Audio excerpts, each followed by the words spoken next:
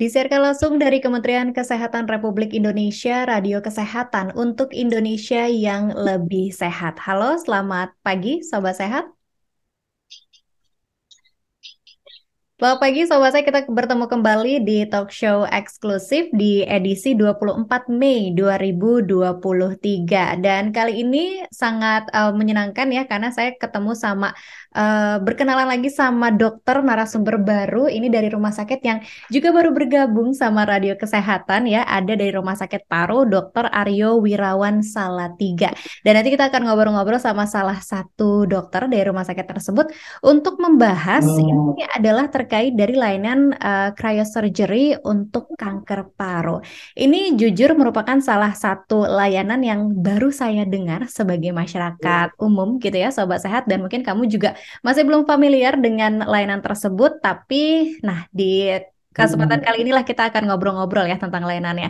Dan kita perlu ketahui juga Sobat Sehat, kanker paru lagi-lagi jadi salah satu jenis kanker yang cukup banyak terjadi di Indonesia dan kondisi ini bahkan bisa menyebabkan kematian juga pada orang-orang yang punya faktor resiko tertentu, misalnya orang yang ngerokok. Ini biasanya faktor resikonya akan lebih besar untuk bisa mengalami jenis kanker yang satu ini. Dan ternyata ada beberapa pilihan pengobatan yang bisa dijalani, salah satunya adalah cryosurgery. Kita akan ngobrol-ngobrol mengenal layanan ini bersama dengan Dr. Darmawan Ismail, SPBTKV konsultan dari Rumah Sakit Paru, Dr. Aryo Wirawan Salatiga. Saya sapa terlebih dahulu. Selamat siang, Dr. Darmawan. Selamat siang, Mbak Andini, sobat sehat semuanya. Bagaimana kabarnya, dokter? Alhamdulillah sehat seperti sobat-sobat sehat lainnya. Luar biasa Ya, ya. Ini kita pertama kali ya talk show bersama dengan Dr. Aryo. Semoga ini lancar-lancar dan kamu juga kalau punya pertanyaan seputaran tema di kesempatan siang hari ini silahkan loh. Di SMS WhatsApp-nya 082136362018 atau mention langsung di Twitter Instagramnya @radiokesehatan. Tapi Dr. Darmawan, sebelum kita ngebahas tentang si layanan cryosurgery ini, mungkin kita ngobrolin tentang kanker parunya terlebih dahulu. boleh. Seberapa umum kanker paru itu terjadi terutamanya di Indonesia seperti itu, Dokter Darmawan, silakan. Oke, terima kasih Mbak Andin. Ya, jadi kanker paru itu menjadi suatu penyakit permasalahan yang tinggi, tidak hanya di Indonesia, tapi di dunia. Ya, dari data-data dari WHO itu menyatakan bahwa jumlah penyakit kanker itu semakin meningkat, kanker paru khususnya. Tetapi yang lebih hebatnya lagi atau yang lebih menyusahkan lagi, angka kematian akibat kanker paru itu yang paling tinggi di antara kanker paru-paru yang lain, kanker-kanker yang lain, dibandingkan kanker otak, kanker mame. Itu kanker paru itu dikatakan meninggal dalam 1 tahun itu data itu sekitar 85%. Jadi misalnya 100 orang didiagnosis kanker paru saat ini, maka dalam kematiannya itu 85% akan meninggal. Dan itu sangat tinggi. Dan bagaimana kondisi di Indonesia? Itu kalau di itu di dunia ya. Sebenarnya bagaimana di ASEAN? Di ASEAN dan di Indonesia itu juga hampir sama kondisinya. Jadi yang menjadi masalah adalah kanker paru itu hidden, jadi tersembunyi, tidak muncul, tidak seperti halnya kanker payudara yang mudah dievaluasi. Nah, kanker paru itu satu hal yang susah dievaluasi dan sehingga tersembunyi, sehingga hampir masuk pada kami ke kita itu bedah toraks kardiovaskular ataupun di layanan kesehatan itu saya katakan tadi bahwa data yang kita punya lebih dari 99% stadium lanjut. Jadi bisa dibayangkan hanya kurang dari 1% itu stadium awal. Sementara kalau hitungan di negara ASEAN itu ada beberapa negara misalnya di Singapura ya ada 25% diketemukan di stadium awal. Kemudian di range ya dari Thailand, Malaysia, kemudian Vietnam itu 10 sampai 15%. Di Jepang itu 45%, Australia sekitar dengan 30. Artinya ada kans untuk ditemukan pada stadium awal di negara-negara lain. Kita termasuk yang sangat rendah untuk menemukan kanker paru stadium awal. Hingga lebih dari 99% stadium lanjut. Nah, itulah kenapa menjadi penyumbang angka kematian tertinggi untuk penyakit kanker dibandingkan kanker-kanker yang lain. Nah, ditambah lagi seperti disampaikan, kita tempat yang merokok, kemudian angka TBC tinggi, kemudian pada saat ini penyakit-penyakit yang menyertai ada diabetes mellitus, kemudian ada usia tua, nah itu semakin memperbanyak angka atau meningkatkan angka mortalitasnya. Nah, jumlahnya sendiri kalau untuk dari data laki dan perempuan, kanker paru itu menjadi di Indonesia itu untuk laki-laki itu nomor satu, ranking pertama ya. Ranking pertama bagus, tapi untuk sesuatu yang tidak bagus. Terus untuk perempuan itu 3 dan 4, karena telah didominasi kanker payudara, kanker serviks, dan mungkin kanker satu lagi ovarium. Nah, kemudian yang itu tadi, kanker paru 3 atau 4. Tapi tetap angka yang mematikannya tetap di kanker paru. Itu data awalnya secara demikian, begitu Mbak Andi. Jadi, awal kita diskusi dan nanti masuk ke kerayu dan dari sini. Di rumah sakit Dr. Aryo sendiri berarti kasusnya cukup banyak ya. Perihal mungkin juga sebagai rumah sakit rujukan paru seperti itu, dokter. Ya, jadi kami mulai 2018 itu kan memang ditunjuk sebagai rumah sakit untuk layanan rujukan nasional untuk kanker paru. Dan tetapi waktu 2018 saya gabung di itu, kemudian dari direksi dan dari manajemen sangat support karena memang itu ada penugasan dari negara dan kami juga memang saya sendiri memang tertarik untuk uh, memperbaiki kondisi layanan kanker paru khususnya di Indonesia sehingga kami seperti halnya match ya. Jadi dari direksi dan manajemen itu mensupport hal-hal yang sifatnya infrastruktur dan kemudian alat-alat ya tersupport dengan baik sehingga kalau saya katakan bahwa Rumah Sakit Saryo Wirawan ini Rumah Sakit Paru Salatiga ini menjadi rumah sakit yang mungkin terlengkap untuk tata laksana pembedahan di Indonesia. Karena kebetulan saya juga ketua komisi toraks di Indonesia, jadi tahu kondisi itu. Nah, ketika 2018 kita setting 2019 kita mulai ada datang pasien tiba-tiba COVID itu. Nah, COVID datang semuanya lenyap karena semuanya terisi COVID. Nah, sekarang kita menata kembali dan rumah sakit kanker di Aryo Wulan karena dia rujukan nasional untuk kanker paru sekarang menurut info mendapatkan kesempatan untuk melakukan kemoterapi di rumah sakit paru itu oleh teman-teman dari yang medis yang dari paru maupun yang onkologi di situ. Nah jadi situ nanti kedepannya diharapkan kita punya semacam mendekati one stop service untuk layanan kanker paru baik stadium awal, tapi paling khusus kita memang concern kita karena pasien Indonesia itu adalah stadium lanjut. Dan itu ada beberapa metode yang kami kembangkan di situ yang disupport oleh manajemen yaitu salah satunya cryosurgery. Itu Mbak Ani. Baik, Dokter Darmawan tadi juga sempat menyebutkan bahwa kanker paru ini sering disebut hidden gitu ya, tersembunyi. Dan kadang gejalanya baru muncul ketika kankernya sudah cukup besar atau menyebar. Nah, tapi mungkin ada tanda atau Ya, gejala Dokter Darmawan yang bisa kita kenali atau lihat? betul.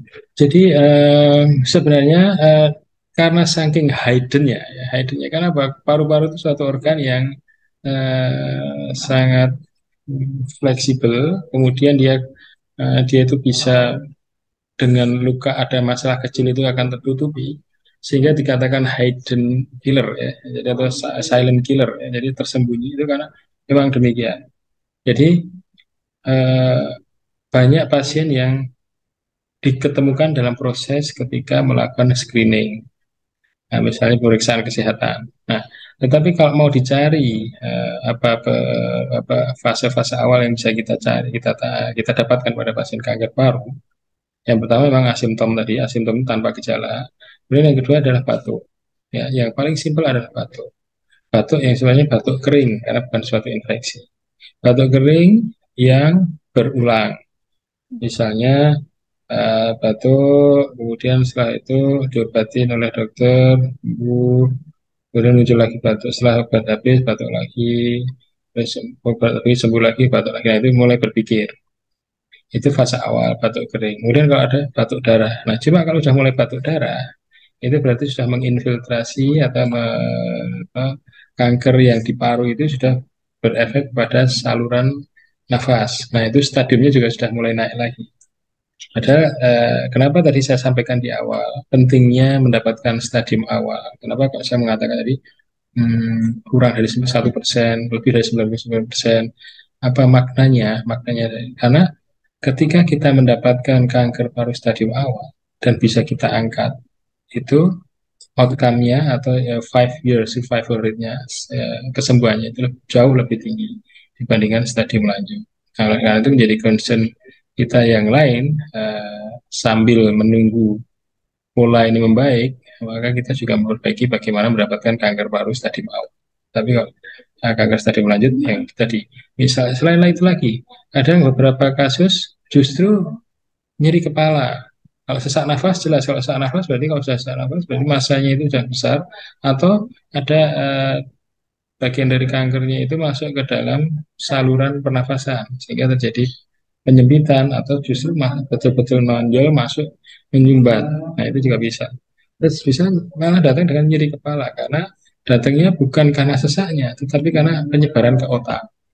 Itu beberapa kasus demikian saya dapatkan. Jadi tumor kanker parunya itu ada di salah satu bagian dari paru, tetapi masuknya ke ahli bedah saraf karena dia keluhan datangnya ke rumah sakit karena nyeri kepala. Setelah diskusikan ternyata ada brain metastasis atau metastasis otak. Dan yang lagi juga masuk ke maksudnya karena metastasis penyebaran. Misalnya nyeri perut, ternyata livernya sudah ada benjol. Atau nyeri tulang, ternyata ada penyebaran ke tulang belakang, itu yang nyeri. Jadi kalau khususnya sendiri di bagian paru, misalnya apakah hubungan dari dari penyakitnya itu ya batuk, batuk darah, kemudian batuk yang berulang, ya. Dan nyeri dada, itu bisa itu fase awal. Tapi kadang-kadang fase awal yang didapatkan muncul dari pasien itu sebenarnya sudah fase lanjut dari suatu penyakit itu yang kita sayangkan demikian. Itu berarti. Atau berarti perlu dilakukannya pemeriksaan rutin, mungkin Dokter Darmawan sebagai deteksi dini, mungkin dok. Ya, jadi kami kemarin diskusi di teman-teman sejawat dokter yang mengurusi untuk kanker paru kan menjadi ada satu panduan nasional penata laksanaan kanker PNPK yang tahun 2023 ini rencananya akan ditandatangani oleh Pak Menteri Kesehatan, Bapak Menteri Kesehatan. Itu di situ kita akan lebih menggali tentang potensi-potensi yang bisa dikerjakan. Jadi misalnya di teman-teman misalnya ada batuk, kemudian di foto ronsen, kok kesannya ada di foto ronsen dada ya, misalnya dada itu ada benjolan bulat kecil, misalnya 2 cm, 3 cm. Terus ada perokok, ada kemungkinan ada perokok bekerja di pabrik. Mungkin keluhannya tidak terlalu muncul di situ. Nah, itu bisa mengajukan diri untuk dilakukan namanya CT scan dengan low dose. Nah, di situ kita akan dengan CT scan dibandingkan dengan foto ronsen kita akan mendapatkan data yang lebih komplit. Jadi tidak hanya bulat saja, tapi juga bentuknya itu bulatnya itu ada speculated, ada jari-jari yang keluar apakah. Nah, itu akan lebih mengarah, jadi tidak kelolosan. Jadi memang dilakukan pemeriksaan, pemeriksaan lanjutan. Nah, kalau di tempat misalnya di Jepang, kenapa bisa ditangkap kasus kanker paru sampai 45%? Karena mereka memang melakukan pada screening pada pasien, pada orang-orang yang berpotensi kena kanker paru pada tempat tertentu. Nah, mereka lakukan screening dan perlu CT scan. Nah, dari situ terus akhirnya maka disampaikan 45% jam dibanding itu Mbak Andi. Oke, baik. Dokter Darmawan, kita sekarang membahas terkait dari pilihan pengobatan yang ternyata sekarang, kalau kita mungkin masyarakat umum ya dokter, kalau dengar kanker, ya pasti pengobatannya itu dari yang sudah sering kita dengar lah ya, seperti itu. Nah, tapi sekarang ada cryosurgery. Nah, tapi sebelum ke cryosurgery, sebetulnya pilihan pengobatan kanker paru itu apa aja yang sudah umum dilakukan di Indonesia, dok? Ya, bagus. Eh, jadi ini pertanyaan seperti saya ujian waktu pendidikan. Jadi, yang pertama, kalau secara umum tata laksana kanker baik paru atau tempat lain, satu adalah kalau masih memungkinkan dilakukan pengangkatan. Istilahnya adalah bahasa kerennya nama surgical removal, diangkat secara pembedahan. yang sifatnya kanker yang padat, karena kanker paru kanker yang solid tumor. Jadi ini surgical removal. Kemudian dilanjutkan dengan kemoterapi dan kemudian radiasi terapi. Itu hal yang bagus ketika apa yang istilahnya mainstream treatment, jadi tata laksana yang sudah bagus. Nah, tapi dari situ berkembang yang lain-lain. Nah, ya, kenapa kita akhirnya kami ya nanti nanti ada yang menjadi menarik adalah karena di Indonesia kami mendapatkan kasus kanker paru kurang dari 1%. Jadi hampir tidak ada pasien Indonesia yang diangkat tumornya. Nah, sehingga pada waktu itu saya waktu pendidikan saya berpikir pasti ada suatu teknologi. Nah, yang mainstream treatment itu tetap kita pakai acuan bakunya bahwa kalau kita dapatkan tumor, saya pernah mendapatkan satu kasus pasien, 6 kasus ya, secara keseluruhan di Salatiga dan sekitarnya itu mendapatkan 6 kasus dan kami bisa angkat dengan menggunakan metode dengan menggunakan teknologi yang eh, scope surgery, jadi menggunakan hanya kamera teropong aja itu kita bisa dapat 6. Tapi jumlah kasusnya itu ribuan, jadi makanya lebih dari kurang dari 1%. Nah, kalau tidak diangkat, akhirnya hanya tata laksananya pada kemoterapi dan radiasi terapi. Nah, itu intinya kalau terapinya benar pilihannya 3. Nah, tapi dalam selanjutnya berkembang suatu teknologi-teknologi. Karena kan teknologi berkembang terus tidak berhenti. Ada namanya cryosurgery, ada radiofrequency, ada microwave, ada berbagai macam termasuk menggunakan cyclotron itu yang berkembang di luar negeri. Cuma memang sampai saat ini yang dia anggap sebagai mainstream of treatment itu 3 itu. Tapi untuk cryosurgery, untuk beberapa yang tadi saya sebutkan laser metastasektomi itu sudah masuk di dalam guideline internasional untuk dipakai, tapi masih belum sebagai mainstream treatment. Tapi khususnya untuk tata laksana kanker paru stadium lanjut yang cocok untuk pasien-pasien di Indonesia. Itu, Mbak. Oh, berarti cryosurgery untuk kasus yang stadiumnya sudah lanjut seperti itu? Ya, jadi justru ini yang menjadi waktu concern saya begitu saya selesai pendidikan, terus saya mungkin belajar lebih. Kenapa? Yang kita hadapi di Indonesia ini 99% adalah kanker paru stadium lanjut yang tidak memungkinkan diangkat sehingga outcome-nya jelek. Dan itu yang mengatakan bukan kita, tapi memang WHO. 85% mati pada 1 tahun awal. Nah, kemudian saya mendapatkan suatu dari searching, kemudian ya alhamdulillah ada suatu kongres dan saya mengikuti itu, ternyata cryosurgery berpotensi. Nah, cryosurgery memang hanya untuk stadium lanjut. Jadi yang tidak memungkinkan diangkat secara total, maka cryosurgery untuk kanker paru bisa digunakan sebagai tata laksana untuk mengatasi masa kanker paru ini. Gitu. Jadi memang untuk stadium ini. Stadium awal kami tetap dalam panduan nasional adalah remove, diangkat. Gitu. Sebagai gambaran, Dokter Darmawan mungkin boleh sedikit diceritakan cryosurgery itu proses pengobatannya seperti apa sebetulnya? Apakah sekali layanan sudah bisa langsung terangkat atau perlu beberapa kali? Ya, jadi ini kenapa saya juga akhirnya waktu setelah pendidikan spesialis saya mereka mengambil memilih itu karena memang berdasarkan beberapa saya cari benefit risk benefit cost benefit dan itu sebagainya. Jadi cryosurgery itu cocok untuk tipikal kanker paru karena apa di dalam rongga dada itu ada jantung, ada pembuluh darah besar dan pembuluh darah cabang-cabang yang kalau kami lakukan operasi secara surgery itu potensi bleedingnya tinggi sehingga dengan cryo itu dengan bedah beku itu kan meminimalkan perdarahan dan bisa dikerjakan untuk kanker-kanker yang memang berdekatan dengan organ-organ yang pembuluh darah besar, jantung. Nah, bagaimana tata laksananya? Bagaimana sebenarnya kalau pakai video gampang, tapi kalau tidak bisa saya ceritakan ya. Saya menceritakan pada anak saya itu gini. Eh, jadi ketika ada satu tumor yang besar di dalam muka dada kanker ya, kemudian kita ambil biopsi, kemudian kita tahu jenisnya, kemudian kita lihat stadiumnya berdasarkan penyebaran. Kalau dia 3B ke atas, ada stadium 1, 2, 3, 4. Nah, 3 itu ada 3A, B, C.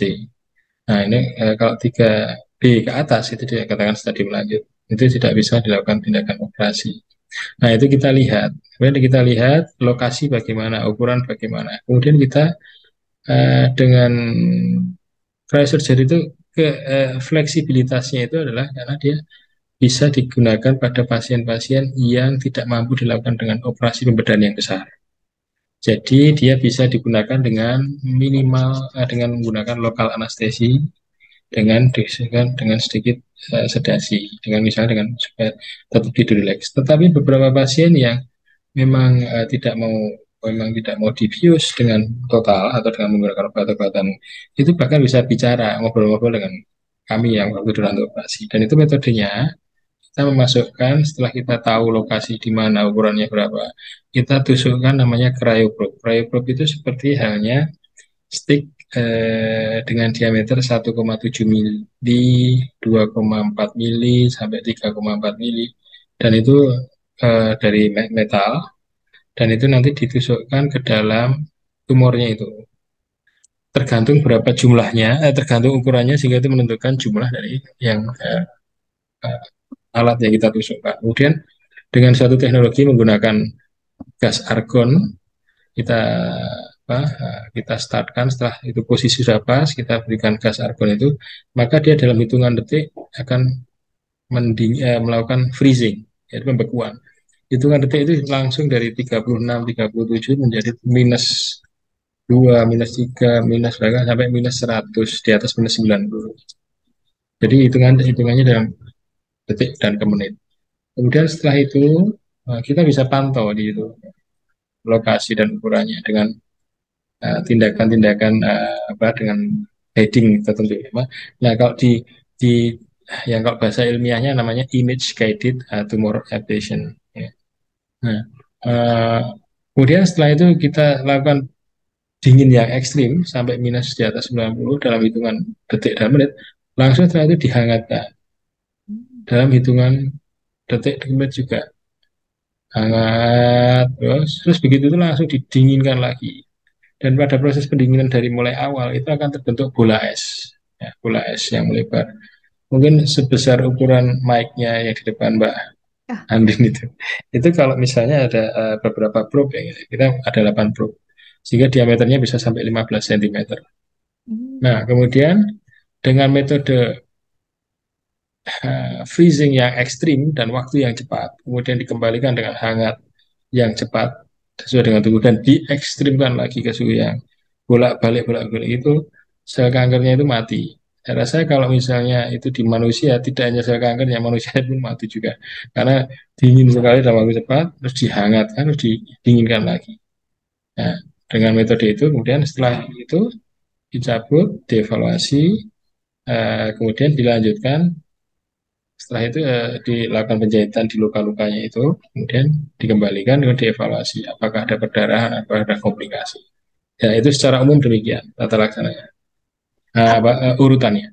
Baik, apakah ada efek samping yang kemungkinan terjadi, Dokter Darmawan, dari layanan Oh, ini? tentu. Jadi itulah kenapa kami yang mengerjakan memang sebagai ahli bedah toraks kardiovaskuler. Jadi oleh kami ahli bedah jantung paru bedah itu memang sejak pendidikan terbiasa membelah dada, ya. Kan jadi membelah dada sehingga kita tahu organ anatominya bagaimana, lokasinya di mana. Sehingga komplikasi itu kita memang handle betul di situ. Nah, komplikasi apa yang mungkin terjadi? Kalau misalnya itu bisa terjadi bocor udara. Karena paru-paru tempatnya udara dan darah, bisa bocor udara, bocor darah. Nah, masalahnya kalau kita memang ahli di situ, maka kita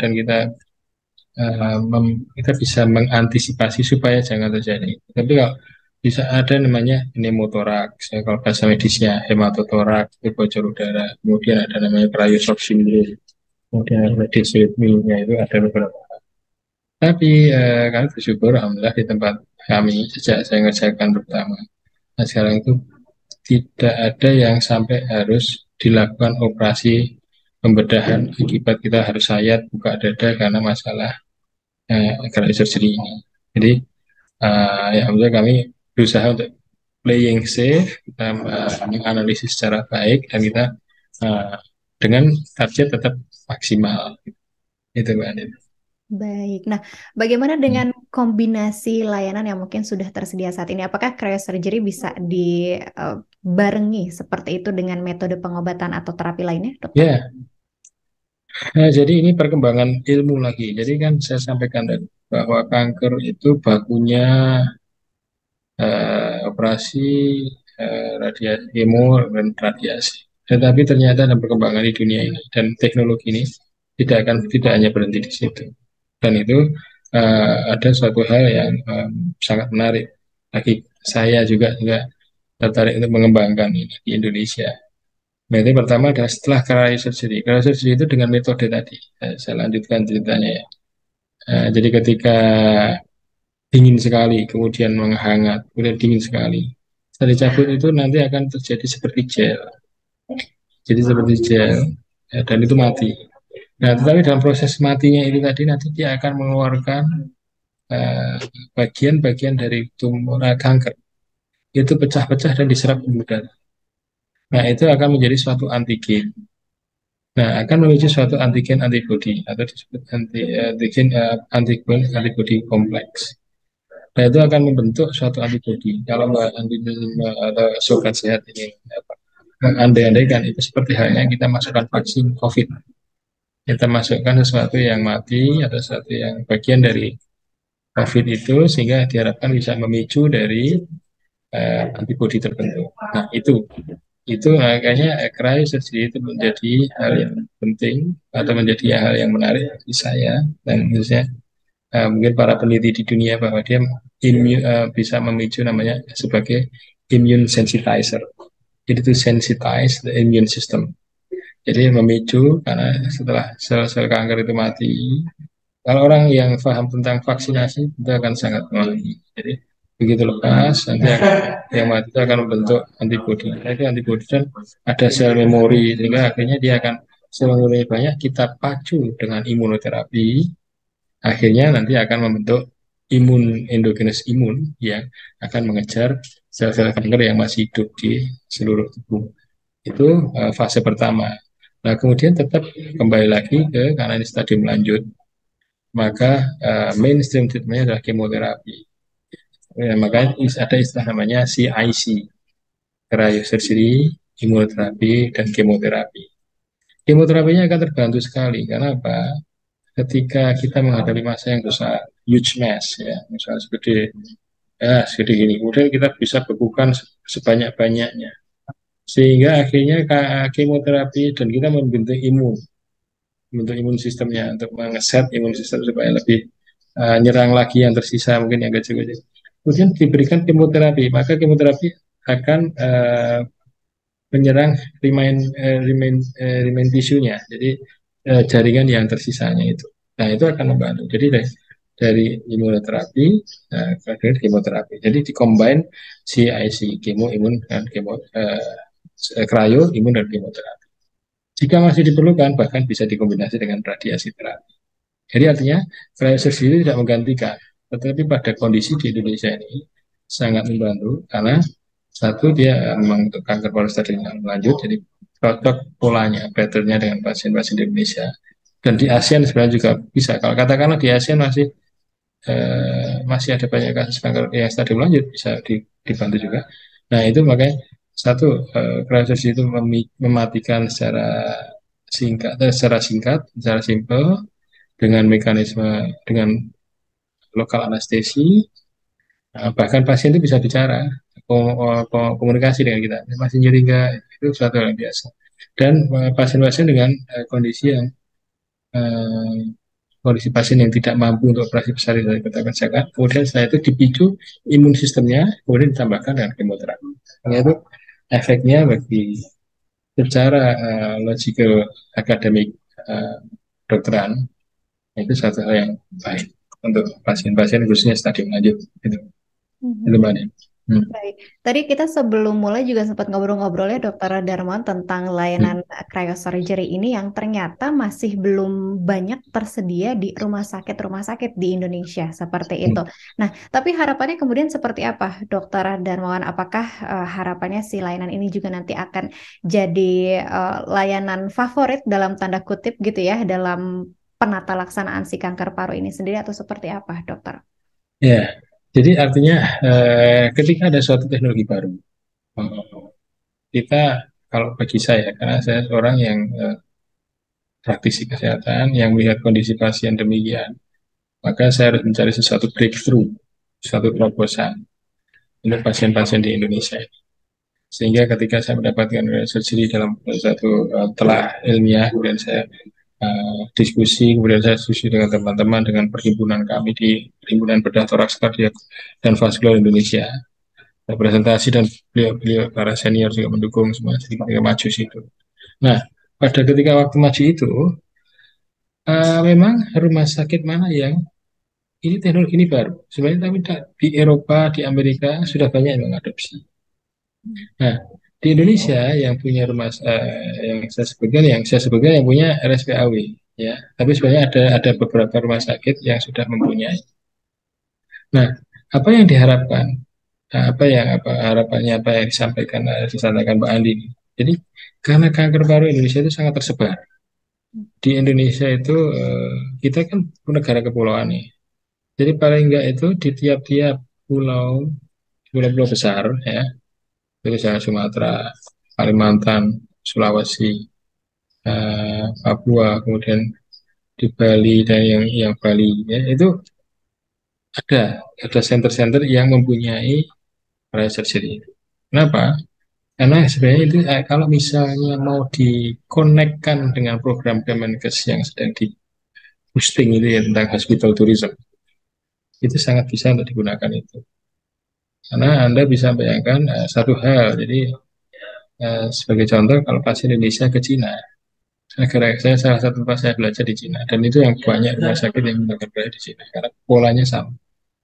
Itu minimal orang Indonesia ke sana itu habis 500 juta, minimal ya. 300 juta, 300 sampai 400 itu untuk DP, kemudian belum live. Kehidupannya di sana, hotelnya di sana, kemudian nah, keuntungannya tadi kalau misalnya dikerjakan oleh ahlinya dan dengan kerja dengan baik, pasien itu bisa komunikasi, ngomong-ngomong kita bius, sehingga dia bisa tetap rileks. Nah, kemudian setelah sehari berikutnya jika nyaman, maka dia bisa pilih dengan keluarganya.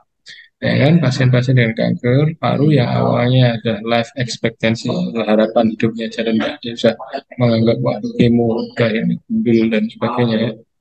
Itu tiba-tiba melakukan layanan terapi yang sifatnya lokal anestesia dengan pembicaraan lokal, kemudian saya itu dapat tetap dilakukan terapi dan dia bisa jalan-jalan dengan nyaman, hospital tourism misalnya. Harapan hidup dan semangat itu akan meningkat. Karena saya mengatakan demikian, karena saya sudah mengerjakan seratusan lebih pasien yang demikian. Dan mereka ketika mendapatkan informasi itu, mereka akan sangat termotivasi. Dan mereka kan kita hidup itu yang paling penting adalah motivasi dan harapan. Nah itu masuk di situ. Nah, harapannya berikutnya apa? Karena mumpung di negara-negara ASEAN belum berkembang, ini baru Singapura baru tahun 2000 pas COVID itu baru mereka baru kembangkan, tapi berhenti COVID. Nah, bagaimana kalau misalnya Kemenkes itu mempunyai mencari strateginya teman-teman yang ada di Singapura dan Malaysia. Jadi di daerah-daerah perbatasan yang ada hospital, ada turismenya bagus, kemudian di misalnya di dekat-dekat mereka, misalnya di Batam, di Pekanbaru atau di Medan, itu kemudian ditelaah dari rumah sakit kan sekarang modelnya tadi saya sampaikan rumah sakit yang acuan tadi pengampuan itu. Nah, dipilah-pilah aja misalnya Dharma ini sebenarnya di Medan apa, di Pekanbaru apa, di Padang apa, yang daerah-daerah yang hospital tourism yang potensi berkembang, masuk di dekat Sabah itu apa, karena ada beberapa pasien dari Myanmar, dari Timor Leste itu datang ke tempat kami, dari negara-negara ASEAN itu ada yang datang ke sini. Nah, itu juga dikembangkan. Harapannya apa? Bahwa yang awalnya kita itu merasa sedih dengan kanker paru stadium lanjut itu Indonesia paling banyak nilainya. Jadi seolah-olah di negara itu negara pertemuan-pertemuan ahli-ahli dokter bedah TKV dan ASEAN itu kita paling miris kalau melihat data kami. Itu bisa menjadi suatu hal yang kita balik bahwa kita sekarang ada teknologi yang bukan kita yang menciptakan, tanpa kita mengkreat dan membuat suatu paket, membuat suatu konsep, sehingga itu bisa ditawarkan, dan itu paling nggak untuk pasien-pasien Indonesia sendiri, karena yang lari ke negara asing masih banyak, khususnya di Cina. Itu juga bisa menarik pasien-pasien di sekitar Indonesia. Pertama, enggak orang-orang Indonesia yang mampu supaya paham bahwa di Indonesia tidak perlu sampai jauh-jauh ke sana dengan investasi biaya semahal itu, cukup di Indonesia. Nah, nanti siapa tahu dengan jalan itu, maka orang-orang yang awalnya orang Indonesia itu kalau berobat sesuatu yang di bidang saya, misalnya bedah jantung, bedah vaskular, bedah udara itu beberapa itu lari kecil ke Penang, ke lari ke Singapura, MONI, nah, itu bisa justru bisa balik ke Indonesia dan justru bisa menarik menarik mereka ke Indonesia. Kenapa? Ada kita layanan yang belum tereksplor, belum mereka kerjakan dengan banyak, dengan baik, dan belum dikerjakan malah ya. Dan kita mempunyai hal-hal yang hal-hal yang bisa menunjang hospital itu ya, namanya tourism. Nah itu kita bisa berharap, harapan bayangan saya jangka panjang sebagai rakyat Indonesia itu kalau lihat itu, siapa tahu kan kita harus berusaha itu Mbak Adi. Baik, semoga memang nanti ada pembahasan khusus kembali ya, Dokter Darmawan Hmm. ini dengan ya, tim-tim terkait seperti itu, agar mungkin tadi juga betul ya. Jadi teman-teman dari negara lain bahkan yang datang ke sini entah untuk termasuk studi banding dan juga melakukan layanan-layanan tersebut ya. Oke, baik Dokter Darmawan. Tapi ini saya sudah punya pertanyaan dari Sobat Sehat ya. Ini pertanyaannya juga Baik. cukup menarik. Saya tadinya mau tanyain ini tapi udah ditanya duluan sama Sobat Sehat ya. Coba Hmm. saya bacakan dari @fauziah_SZD. Apakah si cryosurgery ini bisa digunakan untuk semua jenis kanker selain kanker paru dan dibandingkan dengan operasi konvensional, apakah ini punya kelebihan lain? Dan bagaimana dengan komplikasi dari cryosurgery? Nah, ini mungkin Hmm. boleh dijelaskan Dokter Darmawan. Oke. Jadi yang pertama tadi, apakah bisa digunakan di tempat lain? Maksudnya di organ lain, ya. Betul. Jadi selama itu solid organ, jadi organ solid tumor, solid tumor itu atau solid cancer, jadi kanker yang bentuknya itu solid. Jadi bukan cairan, bukan bukan semacam apa itu namanya leukemia, ya. Oh ya. Tapi sesuatu yang berdaging, gitu, atau bentuk daging. Itu bisa. Jadi yang saya belajar di negara asing itu untuk kanker prostat yang kerjakan. Yang kita kerjakan di sini untuk kanker hati juga bisa dikerjakan. Dan itu masuk di guideline juga. Kemudian untuk kanker soft tissue, jadi jaringan lunak yang bisa mungkin yang memungkinkan operasi yang susah atau yang operasi sudah berulang-ulang kok tidak respon-respon atau tumbuh lagi itu bisa dikerjakan karena dengan lokal anestesi. Jadi itu pertama jawabannya bisa dikerjakan tempat lain. Cuma memang kenapa kok saya waktu itu concern karena memang nah ini berkaitan dengan tanya berikutnya. Apakah tata laksana KRA itu menguntungkan dibandingkan dengan yang sudah ada? Nah, kalau misalnya bagi saya ahli bedah jantung paru. Jadi kalau misalnya ada tumor paru stadium awal, angkat buang. Itu adalah yang terbaik karena adalah membuang suatu daging yang tumbuh yang tidak diinginkan. Jangan diotak-atik dengan menggunakan hal-hal yang bisa yang apa ya yang tidak standar. Jadi angkat buang itu eh, yang cocok bahkan untuk kanker paru stadium awal kami kerjakan itu. Nah, nah keuntungannya misalnya dan masalahnya adalah lebih dari 99% stadium lanjut. Nah, sehingga kita lakukan kerayu. Keuntungannya apa kerayu tadi? Satu dengan bius lokal sebagian besar. Kemudian bisa untuk pasien-pasien dengan yang tidak memungkinkan untuk dengan bius total. Misalnya udah sesek banget, udah nafas saja udah berat, orang untuk dilakukan bisa tidak berat. Itu bisa dikerjakan untuk kanker cryosurgery. Kemudian bisa dilakukan berulang dengan relatif aman. Kemudian berikutnya komunikasinya juga minimal. Dan yang poin yang paling hal yang penting lagi adalah selain hal-hal yang tadi, karena saya mempresentasikan, saya memberikan submit paper saya itu tidak hanya di Indonesia, tapi khususnya di Eropa maupun di World Congress juga saya berikan.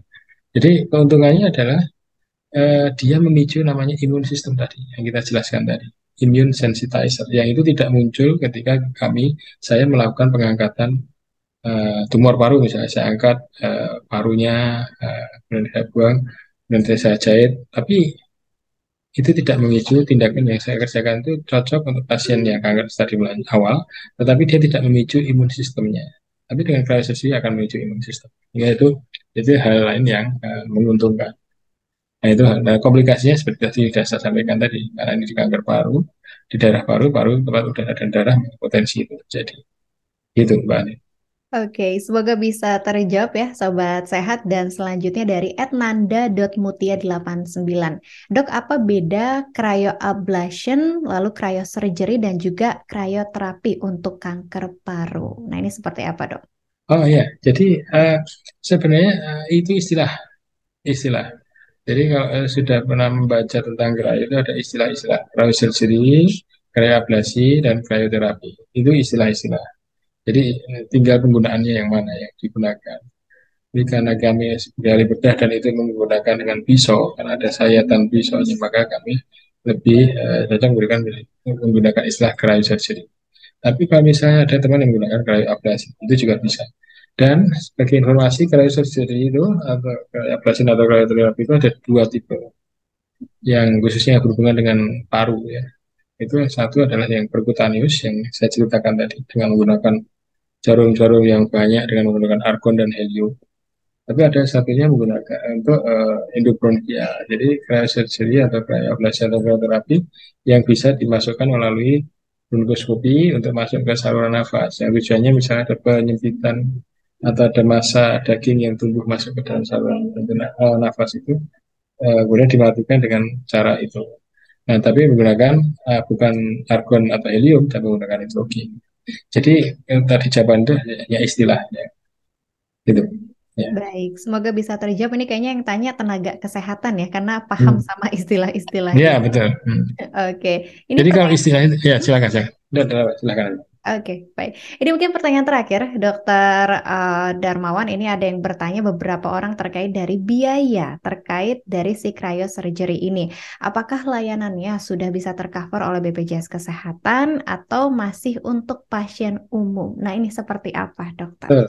Jadi ini ya menjadi isu yang terpenting Ya. dari karena ketika menggunakan gas subsidi yang menggunakan argon dan helium itu sampai saat ini memang belum tercover oleh BPJS, belum tercover oleh BPJS.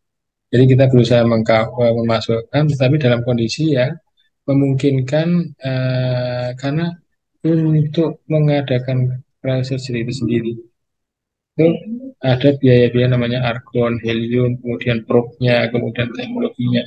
Kemudian itu memerlukan biaya yang cukup tinggi khususnya untuk gas. Apalagi yang Mbak Anin kan tahu ada perang Ukraina ini, Rusia Ukraina, Ya. itu juga akan berpengaruh pada harga gas. Jadi dengan harga gas yang relatif tinggi, kemudian jadi sampai sekarang kita masih menggunakan untuk layanan umum, belum BPJS, tapi layanan umum atau asuransi non BPJS sampai saat ini. Nah, justru kita memicu, semoga dengan talk show ini nanti bisa memicu dari para pejabat, para yang di Kementerian Kesehatan coba bagaimana, kami pernah mengadakan rapat bagaimana supaya klaimnya dinaikkan sehingga nanti apakah pasien itu cost sharing dan sebagainya. Karena itu membantu. Sebagai bayangan sekali jadi ya untuk di Jepang, di Cina itu dikatakan bahwa DP-nya aja sekitar 25.000 sampai 3.200 US, 32.000 US dollar. Berarti kan berapa itu? Sekitar 400 sampai 500 juta itu DP-nya mereka. Nah, di Indonesia kalau pernah saya pasien yang kita kerjakan itu kira-kira seperlima, 20%-nya atau 15%-nya dari biaya ke Cina. Saya tidak akan menyebutkan biaya pasti, tapi karena juga ya sekitar 15% dari hanya 15% dari yang dilakukan itu. Nah itu menjadi bayangan. Tapi ya dihitung ya bisa juga ya. Saya sampaikan aja lah. Boleh Sekitar silakan, Dok. sekitar 70 sampai 100 juta. Oke, Hmm. baik. Lebih murah tapi tetap ya dok ya harganya cukup tinggi. Oh iya, Berarti tadi kembali lagi harapannya kalau bisa tercover dengan BPJS akan lebih maka baik. kan diskusi-diskusi ini kita berharap karena bahasa Indonesia memang sesuai. Kemudian kita ada kepentingan misalnya untuk katakanlah untuk menarik pasien dari asing yang datang ke Indonesia. Jadi kita harus mempromosikan di internal Indonesia dulu. Karena kalau Mbak Andin tahu atau saya informasikan bahwa ada di Bali itu bangun Bali International Hospital kalau nggak salah, di daerah Sanur. Nah mereka kerjasama dengan Mayo Clinic dari US. Nah mereka juga andalannya adalah biosurgery untuk cancer. Nah itu makanya dan saya yakin pasti lebih dari 170 juta sampai 100 juta. Betul. Pasti itu lebih. Nah, Wah, nah, ini makanya justru di situ kami dengan Kemenkes ini mempromosikan karena apa? Supaya pasien saya pernah ada suatu hal yang menyedihkan. Pasien itu kebetulan orang dekat dengan kebetulan orang Solo dekat dengan Salatiga. Kemudian setelah itu setelah berapa kali dia datang dok saya kebetulan dia orang Mampu. Nah, saya harus cerita dok saya sudah ini, konsultasi sudah merayu 2 kali gini. Terus habis biaya berapa Pak? Ini sekarang saya habis-habisan, saya habis hampir 2 miliar. Nah, paham. padahal di sini ada yang 70 juta, enggak 100 juta. Dan 100 juta itu udah kelas VVIP, kalau layanannya sudah luar biasa di RSPAW. Apalagi. Dan saat tiga itu makanannya juga enak-enak dan relatif murah biayanya. Ya, Sekalian liburan ya dok ya. kalian makanya hospital tourism tadi. Oke, Ya, baik dok. Ini mungkin terakhir ya dari Dokter Darmawan, jika kita mungkin mau mendapatkan layanan cryosurgery, terutamanya di RSPAW Salatiga, seperti itu harus datang kemana, Dokter Darmawan? ya terima kasih Mbak. Jadi gini, sebagai sobat sehat ya. Jadi kalau misalnya kita semoga semuanya tetap sehat ya, karena termasuk dari kanker paru, kanker apapun. Karena begitu kena kanker itu ya pasti mood itu jadi kurang. Hmm. Tapi misalnya ada yang membutuhkan itu. Kami kebetulan yang saya tangani itu dari Sabang sampai Merauke itu ada. Yang bisa dikerjakan adalah sebelum datang ke Indonesia. Lain itu saya memberikan fasilitasi para pasien dan keluarganya untuk paling nggak konsultasi via WA. Dan itu tidak pernah dikerjakan di rumah sakit di negara-negara ASEAN. Mereka harus datang, harus menunjukkan data. Nah, saya memang menyediakan apa, untuk prinsip saya adalah memudahkan orang-orang Indonesia yang dimanapun itu konsultasi via WA dulu, nanti dikirim foto bukan foto diri ya, tapi foto CT scan, foto ronsen, foto data-data yang sudah penunjang yang dikerjakan. Kemudian saya akan konsultasi dan kalau saya rasa kami di tim ini bisa bantu, baru kita minta datang ke RSPAW bisa langsung bisa datang ke RSPAW karena ini layanan umum jalan berjenjang jadi layanan umum datang atau kontak ke WA di staff di misalnya biasanya di staff di apa itu RSPAW dan mengkonekkan terus kalau misalnya ada saya kan dokter bedah dengan bukan menyombongkan diri tapi kesibukan cukup banyak. Jadi kalau menunggu order melalui suatu admin yang panjang, itu kan rumit. Kadang-kadang kalau memang orang itu intens dan memang mau dan memang potensial untuk dikerjakan, maka saya langsung kasih nomor WA. Silakan konsultasi. Nah, konsultasi. Oh ini saya lihat ini memungkinkan, memungkinkan silakan datang ke. Itu pasien yang sampai yang luar negeri pun juga demikian. Hmm. Oke. Ada ya. Baik. Nah, ini mungkin buat sobat sehat yang lagi nonton atau dengerin bisa langsung klik juga mungkin ya di Instagramnya RSPAW Salatiga. Nanti bisa tanya-tanya sama adminnya di sana. Mungkin bisa dapetin informasi lebih lanjut lagi seperti itu. Dan jangan lupa di follow juga mungkin ya Instagramnya RSPAW dari Salatiga ini. Dokter Darmawan, kita sudah di penghujung acara, Dok. Mungkin Ya. apakah pesan sehat yang mungkin tadi belum sempat disampaikan atau mungkin terlewat, Dokter Darmawan? Silakan. Ya, jadi ini harapan ya, Mbak Alin. Harapan, jadi harapannya gini, ada teknologi yang berkembang. Kemudian di Indonesia itu sebenarnya dokter juga sudah banyak yang hebat. Kemudian perkembangan teknologi, perkembangan laboratorium, pengobatan itu sesuatu yang hebat. Yang menjadi masalah adalah egosentris. Nah, jadi bagaimana egosentris masing-masing di internal dokter itu bisa mereda.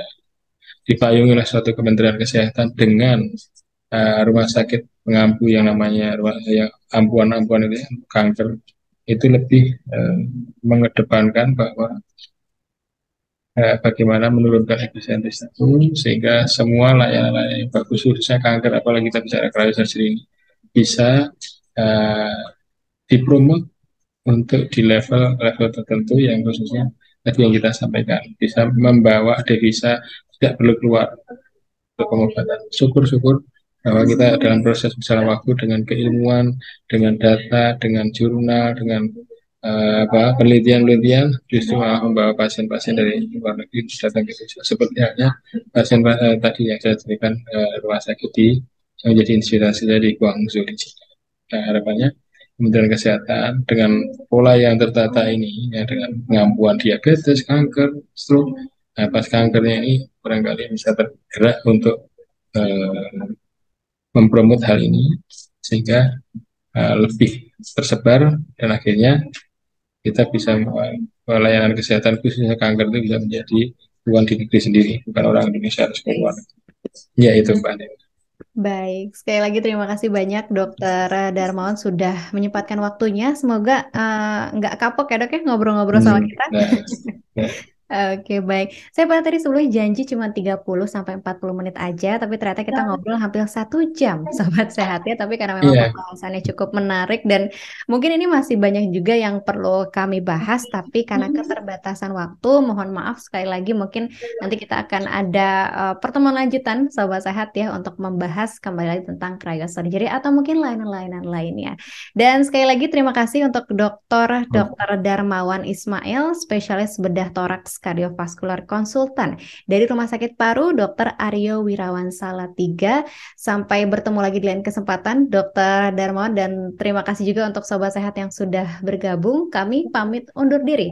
Wassalamualaikum warahmatullahi wabarakatuh. Waalaikumsalam. Terima kasih Mbak Andin, sehat-sehat, sehat selalu ya.